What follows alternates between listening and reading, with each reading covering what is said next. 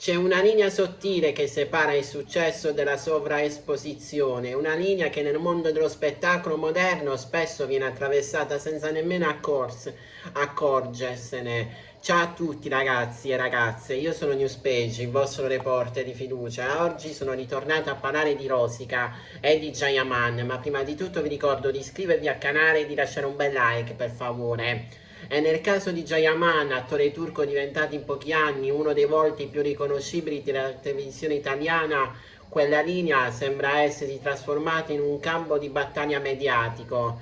Da una parte c'è lui, attore e protagonista di fiction di grande successo, icona social seguita da milioni di fan.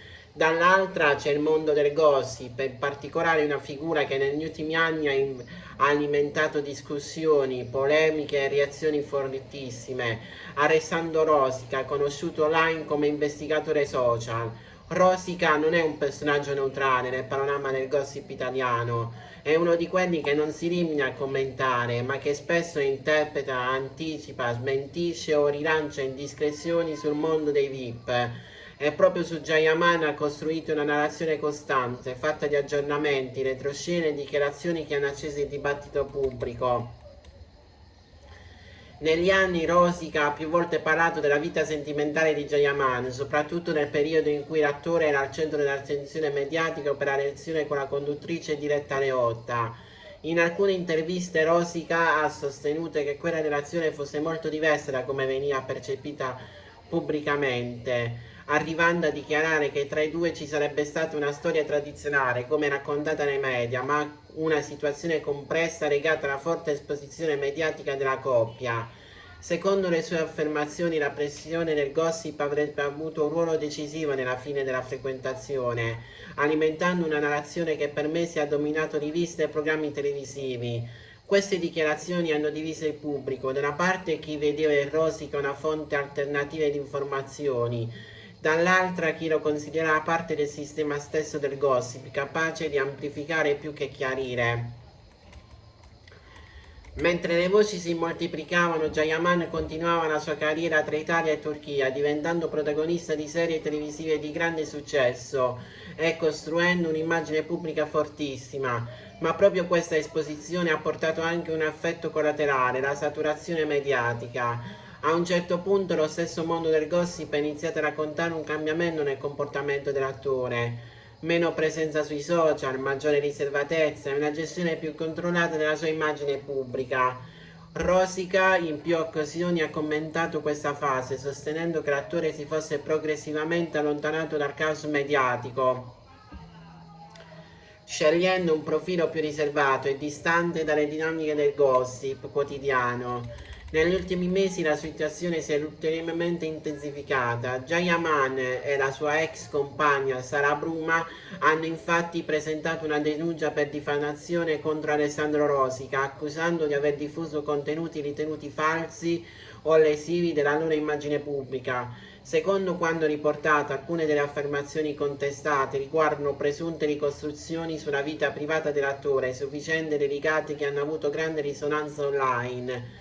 Rosica dal canto suo ha sempre difeso il proprio lavoro come analisi nel mondo social e del gossip, mentre la controparte ha parlato di una diffusione continuativa di contenuti diffamatori.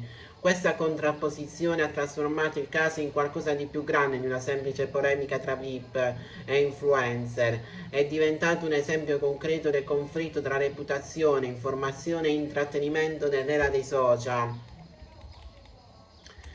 Il caso Rosica Jayaman apre una riflessione più ampia. Oggi il gossip non è più solo chiacchiera da rivista, ma è un ecosistema digitale continuo dove storie, supposizioni e dichiarazioni si mescolano fino a creare una realtà parallela. Un attore come Jayaman non è più soltanto un interprete televisivo, diventa un personaggio pubblico costantemente osservato, analizzato e interpretato, e figure come Rosica si inseriscono in questo meccanismo come narratori alternativi capaci di influenzare la percezione del pubblico anche senza conferme ufficiali. Il problema nasce proprio qui, dove finisce l'interpretazione e dove inizia il fatto.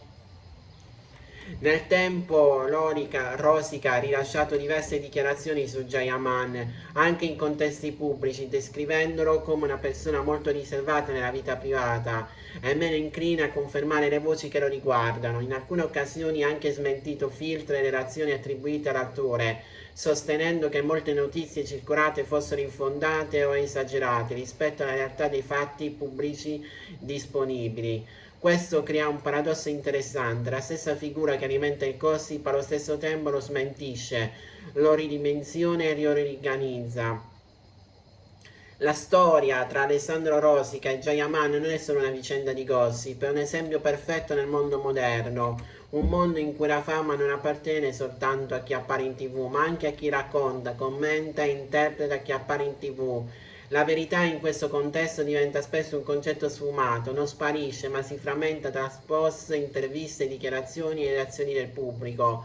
E alla fine resta una domanda che vale più di tutte le altre: quanto di ciò che crediamo di sapere sui personaggi pubblici in realtà e quanto è narrazione?